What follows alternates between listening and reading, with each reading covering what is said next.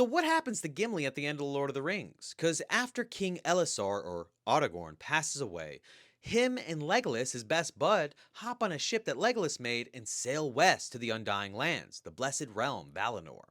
And this is something that no dwarf has ever done in all of Middle-earth history. But the sad part is that Gimli is still mortal.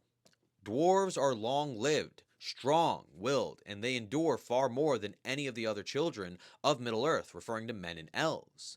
But their fate is separate. In the Silmarillion, we find out that the elves think that when dwarves pass, they go back to the substance that they were made of initially, stone and earth. But the dwarves believe something else. See, the dwarves weren't actually made by Eru Ilúvatar, the one god of Middle Earth. They are his adopted children. The first children of Ilúvatar are the elves, the second are men, and dwarves were created by one of the Valar who goes by the name of Aule, but the dwarves call him Mahal. He made these things without souls initially, and he actually regretted it when called out by Eru, because Eru was like, how could you do something like this? Only for Eru to have mercy on him and to give them souls. But tell them, or, Aule, tell him that they're not going to awake before the firstborn, referring to the elves, because that's even before then.